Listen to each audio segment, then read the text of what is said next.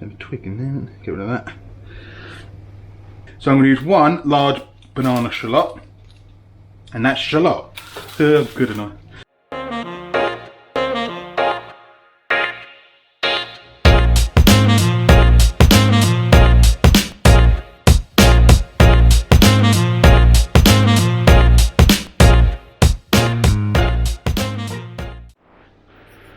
Right, weather's crap, COVID's crap, everything's crap.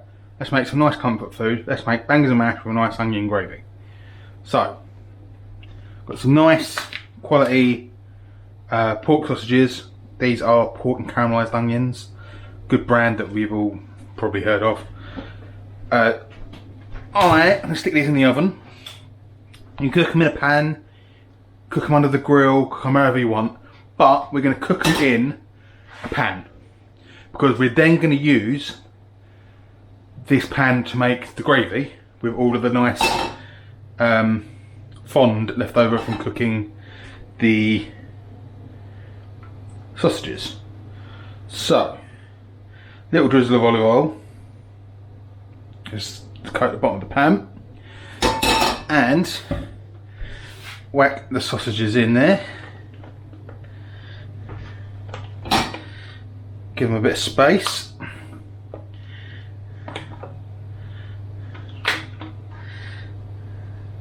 Don't prick them, because they'll burst when they're ready, and they'll let that juice out, so it'll keep it at the right temperature. Whack them in the oven, and I'm going to check on them in about 10-15 minutes. Set timer actually on the safe side. Set timer for 12 minutes. Might give them a turn, see if they need to make another turn.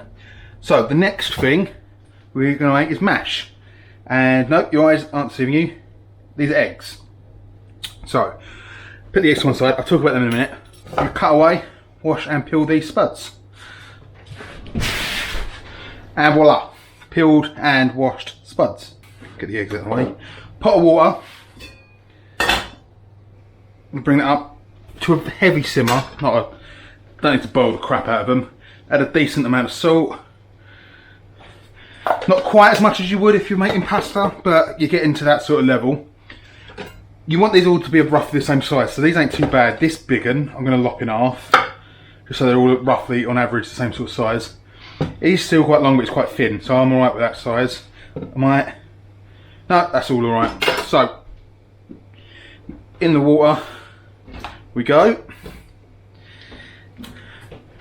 Put the spurs to it, put a lid on it. Any type of potato will do. There are some that are ever so slightly better for mash, but really that's only if you like going to like really fancy, making a pomme puree sort of thing. We're not. We're making a nice hearty bit of just standard mash. We can talk now. We've got a bit of broom, so I've got to wait for them to boil. They'll take probably about as long as the sausages will, once the water comes back up to temp and they start properly boiling. Talk about eggs for a second. So,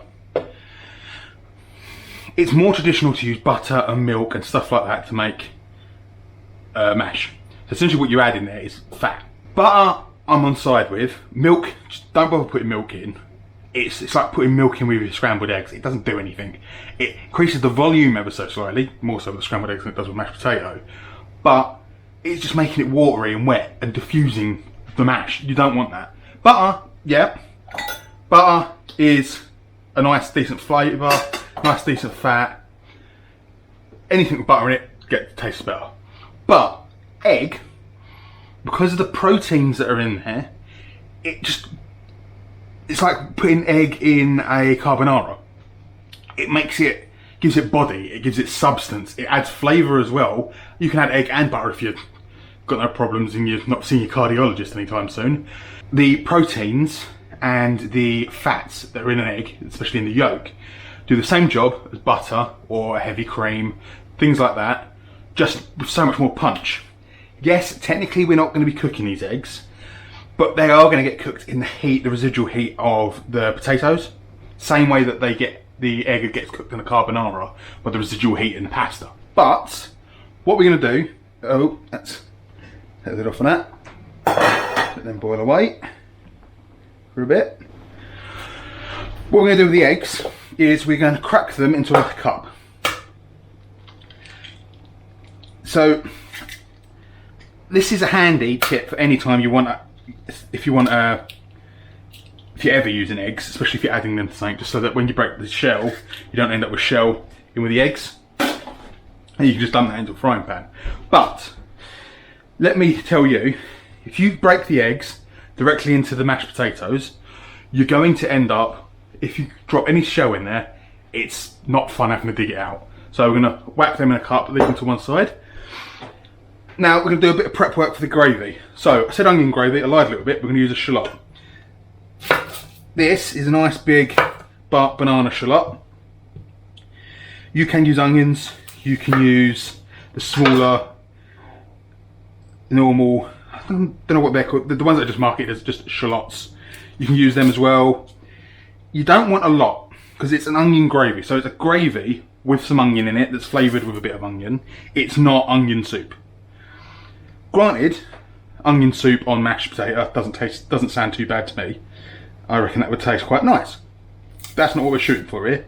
So I'm going to use one large banana shallot, and that's shallot. Good enough. So we're going to slice it long, thin,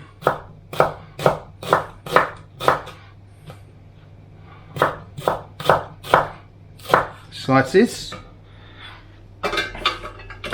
Break them up a little bit, and same with the other half.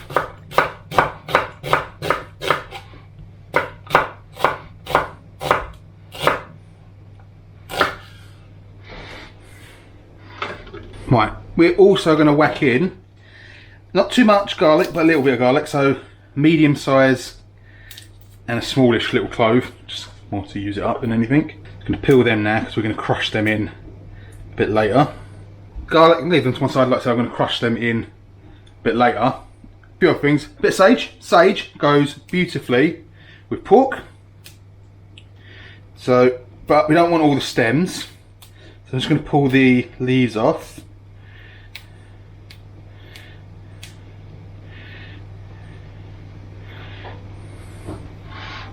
And we're going to twist them all up, bunch them all up, and just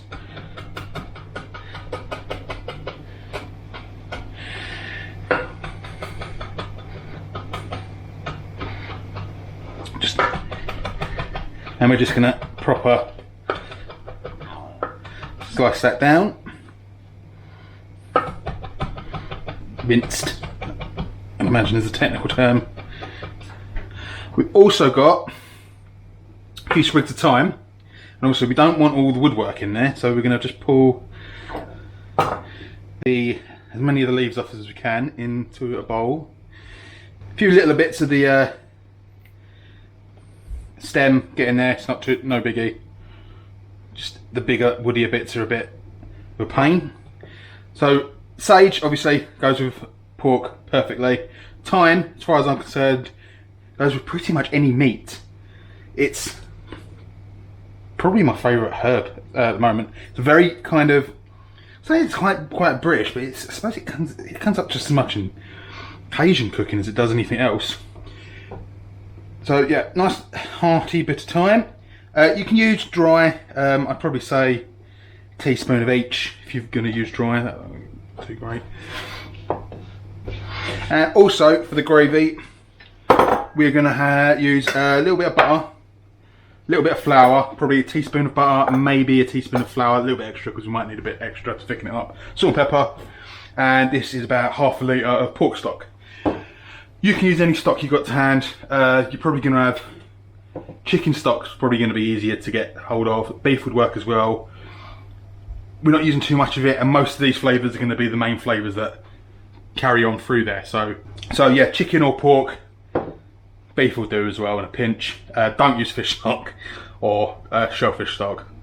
Veal stock probably be right as well, like any stock that's chicken stock and more hearty. So we're going to just have a butchers at our sausages. Might need a turn. So just going to grab my tongs and cooking up lovely. So I think the manufacturer's suggestion for these was for to grill them, which is fine. I tend to usually fry if I'm cooking just a couple. If I'm cooking a batch like this, I will do them in, I prefer doing them in the oven. So they're going to need probably another 10-15 minutes maybe. Quite thick sausages. So I'll see you in probably about another 10-15 minutes when they're all finished boiling and they're finished cooking as well. Right, back at it. So potatoes are almost done. Tell by it, get your knife, poke it into one of the bigger ones. It should go in easily with next to no resistance, and slide back off again. Now, so that these don't overcook and get proper wet and mealy, we're going to take them off the heat now. Drain them off.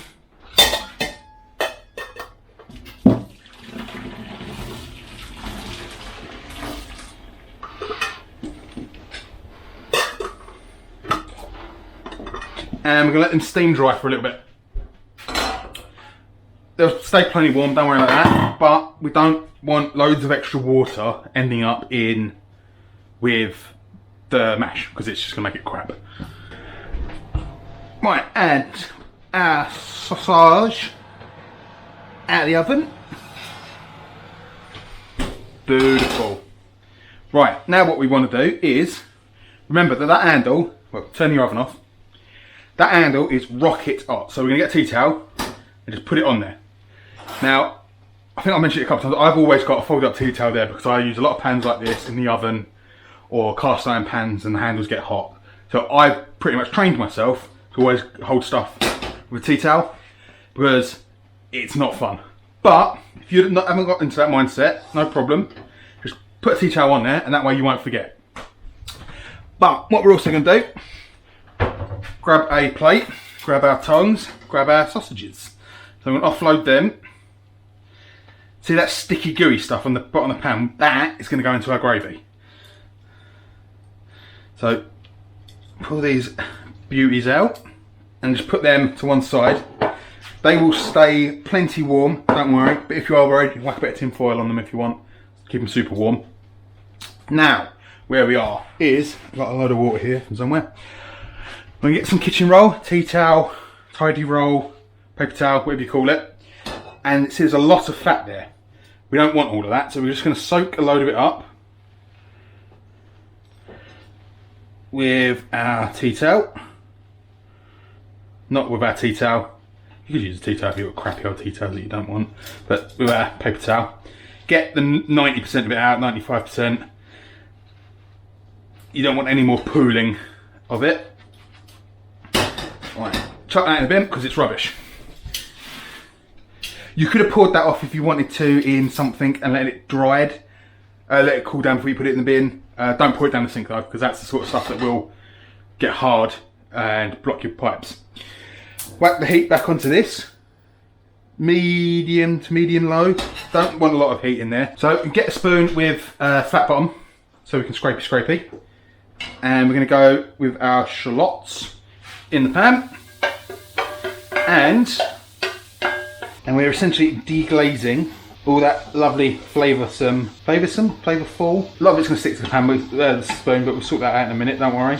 Sweat the shallots off, break them down a bit if they're a bit on the chunky side still. See the colour they're picking up? That's not them browning, that's all the caramelised juices from the sausages coating them. Right, well they're sweating down, back to the potatoes. Get yourself a masher and crash the potatoes down a bit. Break each of the potatoes down, so we just got you'll end up with what looks like quite a dry but crumbly mash. Now is the time for our eggs. We're going to whack the eggs in, pop the yolks, mash and stir. And as if by magic,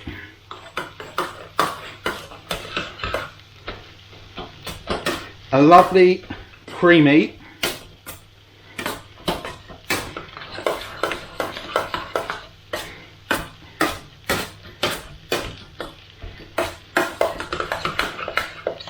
mash will form. Now, mine's a little lumpy. You can pass this through a sieve if you want no lumps whatsoever. I don't mind some lumps. Give that a quick taste for seasoning. Mine's good. Actually, I'm going to go with a bit of pepper. And, secret, bit of mustard powder. Not too much. Half a teaspoon maybe. I'm just going to work that through. I didn't need any salt, but you might need a bit of salt. Right, now, put the lid back on there to keep those warm. Another thing the egg really helps for is if you're making mash to put on top of a cottage pie, shepherd's pie, or fish pie, or put mash on top of stuff, it browns really well when you put it back under the oven. Again, because of that, the fat and the protein in those yolks. Right, now they're starting to get where we want them. We're going to go in with our 2 crushed cloves of garlic. Garlic. Not a lot of garlic, just enough to have a bit of a back note. Just going to let that sweat off a bit more. Right, now that garlic's got really fragrant, we're going to go in with about a teaspoon of butter. And herbs.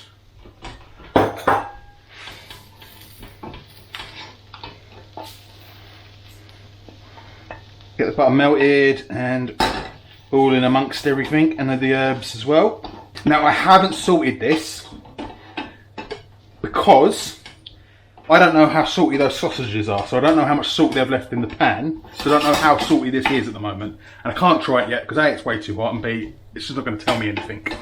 So we're going to wait till the end. Right, that should start smelling lovely now. So now we're going to go in with about a teaspoonful of flour to begin with. We can add a bit more later if we need to.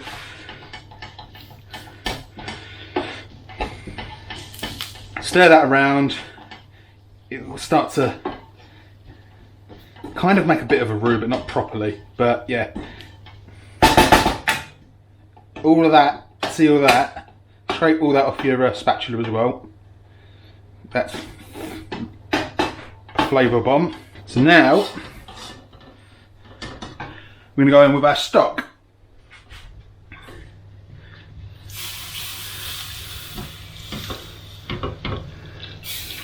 About half a litre of stock.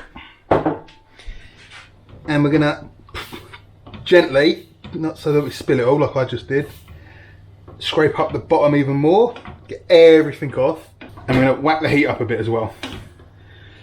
Because a flour based thickener, if you're thickening something with flour, it won't thicken until it's boiled. And once it's boiled, that's as thick as it's going to get. Right, now it's come to a boil. I can see it's not quite thickened up as much as I'd like it to. So I'm going to go in with about another teaspoon. So here you might want to change to a whisk so you don't get lumps. I've got a few little lumps, but nothing too bad. So let that cook for a little bit, let the flour cook out. You can already see how much thicker it's gotten. Got a bit of onion left on the whisk, but that's not a problem. So, plate, get yourself a nice bowl, get yourself a nice spoon.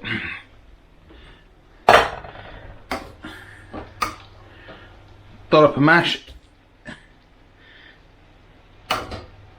in your bowl. I would always suggest make more mash than you need, because you can always turn the leftovers into bubble and squeak. Got another video about bubble and squeak. Put the link up here, up there, wherever that corner of the screen is. Mash down. Give yourself a few bangers.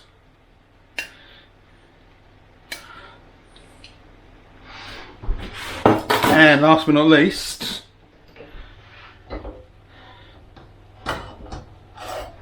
give yourself a lovely big serving of onion gravy. Here, voila. One of the ultimate comfort foods. Great winter warmer. Didn't take too long. Probably, they were in the oven for about 20 minutes. Didn't have to do much on the way. Bit of prep work, slice some onions. Use any onions you want. But there you go, bangers and mash, nice bit of onion gravy. Rubbish mother's brother, bosh. You cannot say better than that. Proper classic British winter warmer, pub, grub, comfort food. What a beauty. Right, so there you go. Like, comment, subscribe. You know the jazz. Follow me on Instagram. And I'll see you soon. Have a good one.